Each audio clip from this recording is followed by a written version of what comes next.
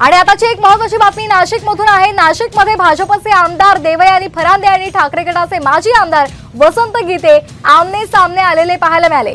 भद्रकाली हद्दीमध्ये ही घटना घडलेली आहे। दोन्ही गटाकडून जोरदार घोषणाबाजी पाहायला मिळाली। घटनास्थळी पोलीस सुद्धा दाखल झालेले आहेत। ही एक्सक्लुसिव्ह दृश्य पाहतोय साम टीव्हीच्या माध्यमातून।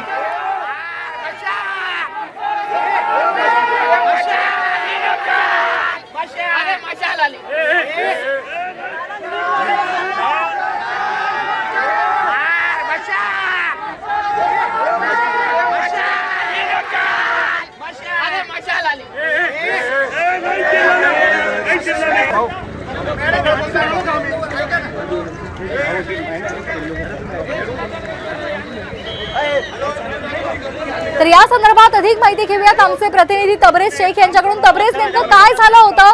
ठाकरे आणि भाजप यांचे आमदार हे आमने सामने आलेले पाहायला मिळाले। भाजपचे आमदार देवयानी फरांदे आणि ठाकरे गटाचे माजी आमदार वसंत गीते आमने सामने आले होते।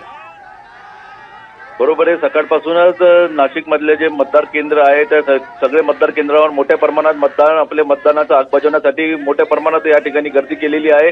आता भाजपचे मध्याचे आमदार देवयानी फरांदे मतदान केंद्रावर आले होते। भद्रकाली या ठिकाणी भद्रकाली पोलीस ठाण्याच्या या शेजारी एक मतदान केंद्र आहे, त्या ठिकाणी आमदार देवयानी फरांदे आलेले होते।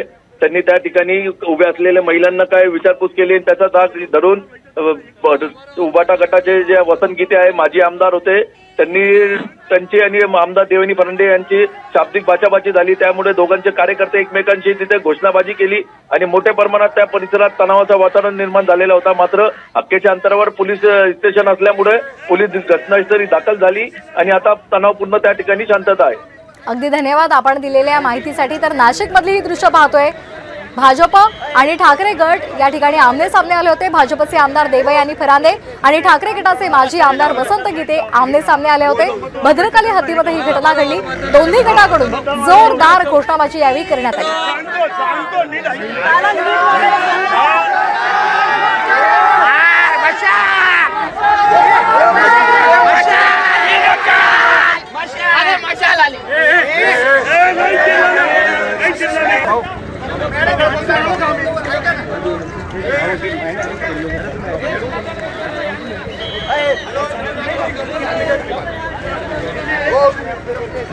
चला